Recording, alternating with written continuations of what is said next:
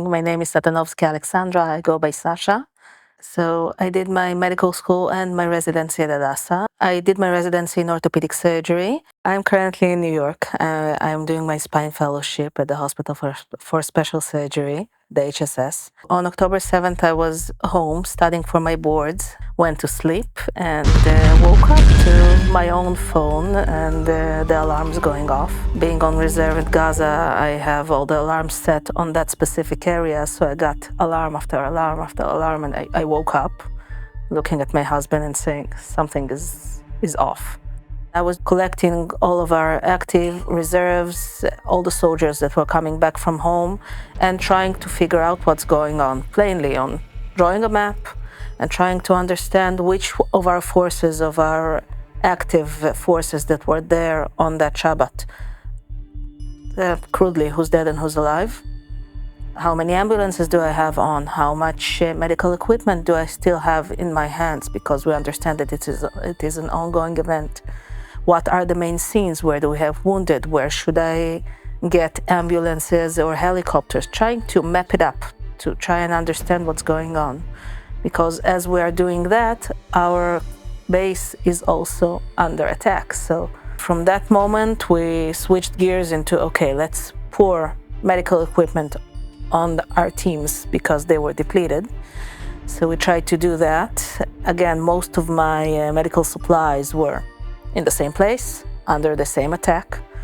Yeah, the Gaza headquarters were heavily attacked. In the evening, we stopped for a second, just to regroup and understand once again, what do we have at hand and how do we continue?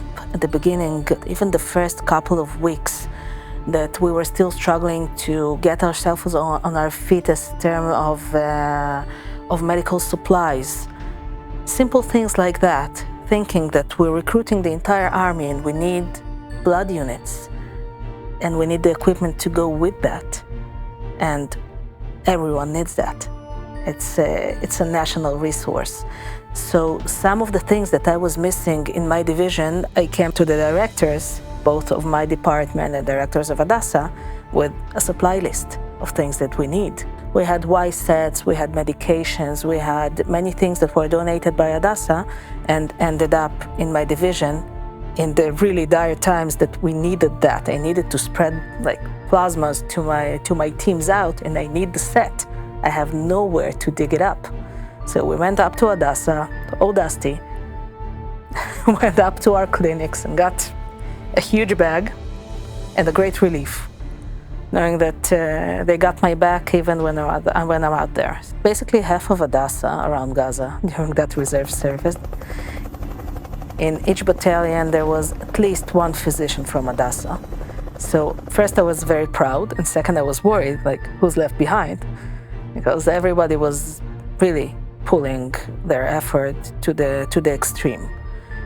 Just having so many people on reserve first, that's a real pride to the hospital, knowing that these are their people. And second, a great applause from me to everyone who was staying in the hospital and taking care of double the burden, at least during a wartime. That's a crazy effort. As a young person looking to study medicine, when I started, there were only 4 places that you could go in Israel.